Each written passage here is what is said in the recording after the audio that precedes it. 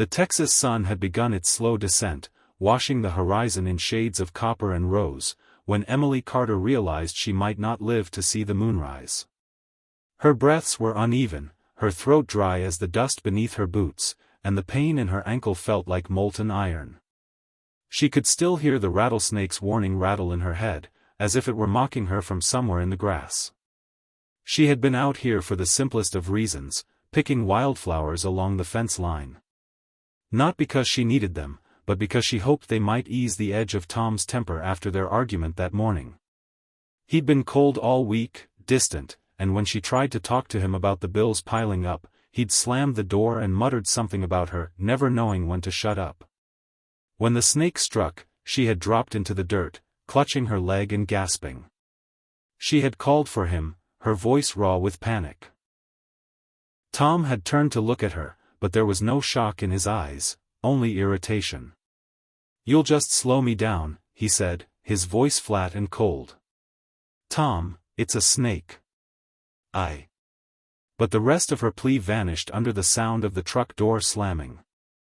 A heartbeat later, the engine roared, and she watched as the dust cloud swallowed the man she'd married.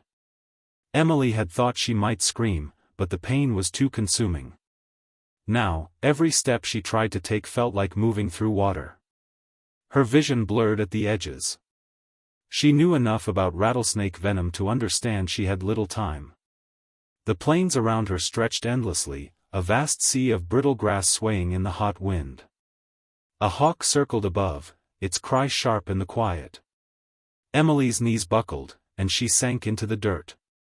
Her hands trembled as she pressed them to the earth, trying to anchor herself.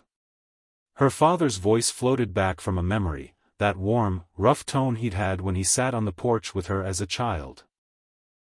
"Darlin', sometimes the folks you think will save you are the first to turn away. But somewhere out there, there's always someone meant to find you." She didn't believe that anymore. People didn't just find you. Not out here. And then, hoofbeats. Slow at first, then faster, until she could see the figure, tall in the saddle, framed by the sinking sun. The man pulled his horse to a halt, swinging down with the easy grace of someone who had lived his life under the open sky. "You hurt?" he asked, crouching beside her. His eyes were a gray so pale they almost caught the light. "Snakebite," she managed, lifting her skirt enough to show the angry, swelling wound. His jaw tightened, and he was moving before she could say another word. He pulled a knife from his belt, not toward her, but to cut a strip from his own shirt. He tied it firmly above the bite, then glanced up at her. "Name's Luke Bennett," he said. "You're gonna be all right. But we've got to move fast." He didn't ask permission, just slid one arm under her knees, the other around her back, and lifted her as if she weighed nothing. His coat brushed her cheek, carrying the faint scent of leather and pine. The horse shifted under the sudden weight, but Luke mounted smoothly, holding her against him as he urged the animal forward. The world became a blur of wind, pounding hooves, and the steady beat of his heart against her ear. She tried to speak, to tell him she couldn't pay him, but the words caught in her throat. He didn't seem to care. They reached a small, weathered cabin within minutes. Luke dismounted with her still in his arms and carried her inside. The place smelled faintly of wood smoke and coffee, and though sparse, it felt solid, a shelter against the vast, indifferent plains. "Sit tight," he said, setting her on a narrow bed. He moved quickly, gathering supplies, a basin of water, a bottle of whiskey, a clean cloth. The venom's burn was growing worse, her head swimming. She winced as he cleaned the wound, then poured the whiskey over it. "This'll sting," he warned. She almost laughed, but it came out as a ragged breath. "Already does."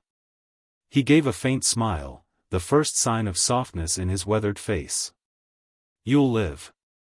You just need rest, and we'll get you to the dock in town come morning." She didn't remember falling asleep, but when she woke, dawn light was spilling across the cabin floor. Luke was at the table, sipping coffee, watching her quietly. "How are you feeling?" "Better," she admitted, though the throbbing in her ankle told a different story. He poured her a cup, brought it to her. "You've got grit," he said. "Most folks would have given up out there."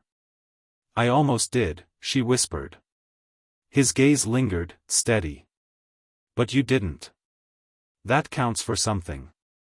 She wanted to thank him, to tell him he had saved her in more ways than one, but the words stuck. Instead, she asked, "Why'd you stop?" Luke shrugged lightly, as though it were the simplest thing in the world.